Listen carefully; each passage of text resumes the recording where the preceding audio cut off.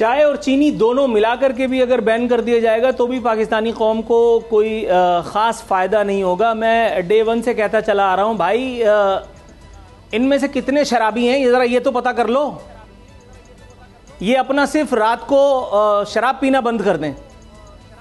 ये जो बड़े बड़े बुलंद मकाबिर में कराची हो, लाहौर हो, इस्लामाबाद हो, ये जो रात को डांस पार्टियाँ होती हैं गरीबों के दुख में शरीक होने के लिए, वो जो हराम का पैसा लुटाया जाता है मुगन्नियाओं पर, डांसर्स पर, वो कम कर दें अगर तो पाकिस्तानी कौम पर बड़ा एहसान होगा। वो ऐब नैब और वो जितनी CIA, PIA, DIA, FIA, वो जो गरीब को उसके घर में कूद करके टर्मिनेटर की तरह ले जाती है, उनसे ज़रा कहो इन मामूल लोगों के घरों को छापे मारने के लिए, उससे होगा पाकिस्तानी कौम का भला।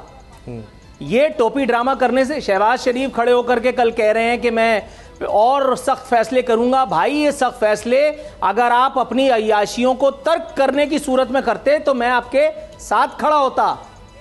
आप एक आम आदमी को जो उसको हवा मिल रही थी उस पर भी टैक्स आयद करके सख्त फैसले करने की नवीद सुना रहे हैं, तो फिर मैं आपकी शान में तबर्रा ही पढ़ूंगा। फिर आप मुझसे कोई अच्छी बात तो नहीं सुनेंगे। मैं आपको चांद दिखा रहा हूं, आप मेरी उंगली टेढ़ी होने का ताना दे रहे हैं। आपका दिमाग दुरुस्त है, अपर चेंबर आपका अपनी काबू में है। आप कह रहे हैं कि मैं आपका दिफा नहीं करूंगा, लेकिन साथ साथ आप पब्लिक को निकल करके ये भी कह रहे हैं कि हमें टैक्स लगाना पड़ेगा मजीद। और टैक्स लगा कौन रहा है? वही चिप्स वाला। और भाई उसको बोलो घर जाकर के चिप्स लगाए। आपने उसको IMF के सामने बिठा दिया अंग्रेजी बोलने के लिए। वो बेचारा चलो जैसे तैसे करके अंग्रेजी बोल के उनकी बात समझ करके यहां आकर के और वो सब कुछ कर देता है।